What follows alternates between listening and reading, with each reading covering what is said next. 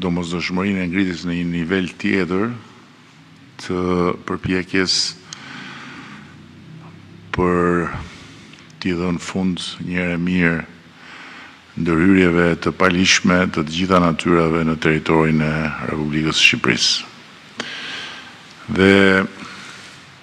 kjo është një qasje 360 gradë, besoj, që shtrihet në të gjitha drejtimet e konstatuara si problematike dhe kam bindjen që do të na jap rezultate të konsiderueshme pasi krijon kushtet për një disiplinim të mëtejshëm të gjithë procesit të ndërtimit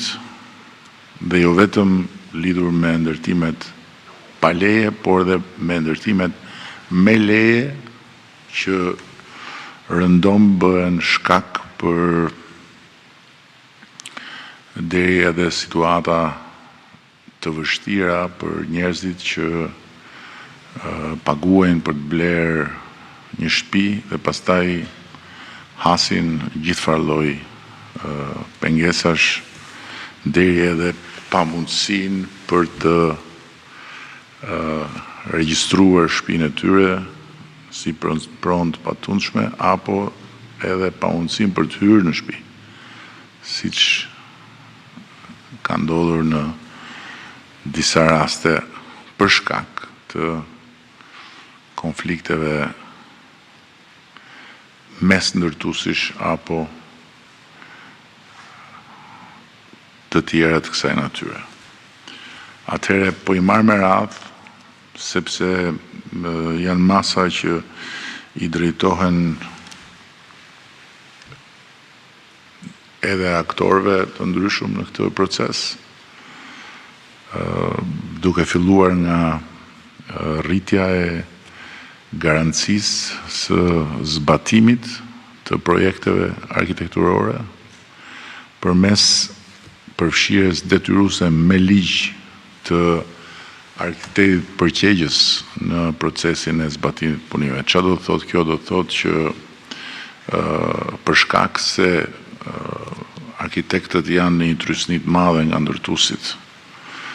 për të bërë devijime nga projekti i miratuar dhe ndërkohë nuk janë subjekt i ligjit, kemi parë deformime të vazhdueshme në procesin e ndërtimit, duke e kthyer arkitektin në subjekt ligjit dhe duke ngarkuar me përgjegjësinë e ndjekjes së projektit dhe me përgjegjësinë për çdo devijim nga projekti, bëhet e pamundur që çfarë lloj presioni nga ana e ndërtuesit të funksionojë mbi arkitektin, pasi në rast se arkitekti i ikën përgjegjësisht që i ngarkon ligji, është ai që paguan pasojat. Po ashtu një tjetër risi është formalizimi i mënyrës njoftimit, duke vendosur rregulla të detajuara për institucionet përgjegjëse dhe autoritetet mbikëqyrëse përpara fillimit të çdo lloji punimi në mënyrë që procesi të jetë i gjithë i gjurmëshëm dhe i dokumentuar, gjë që sot nuk është rasti. Më tutje është përcaktimi i fazave të kontrollit, duke ndarë qartë çdo fazë në periudhën e zbatimit të punimeve me kontroll në kohë të projekteve të miratuara. Edhe ky është një aspekt që ka qaluar shumë deri sot. Më tutje është forcimi i mekanizmeve të kontrollit, duke përcaktuar 4 faza të detyrueshme kontrolli nga ana e njësive të vetëqeverisjes vendore. Dhe Pastaj vjen detyrimi për dhënien e certifikatës së përdorimit nga autoriteti përgjegjës i zhvillimit territorit,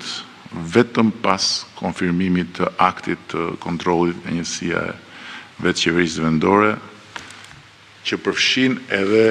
përfundimin si pas lejes ndërtimit të fasadave, rifiniturave dhe sistemit jashtëm në përputhje me projektin arkitektonik të miratuar. Dhe kemi shtuar dhe detyrimin që uji dhe dritat lidhen vetëm pas marrjes së certifikatës përdorimit, sepse e keni parasysh që arsyeja pse njerëzit mbeten pa hipotek është se ndërtuesit nuk respektojnë të gjithë parametrat e lejeve të ndërtimit dhe mbikëqyrja nga ana e bashkive është konstatuar të jetë jashtëzakonisht e dobët, gjë që kthen drejt për drejt në viktim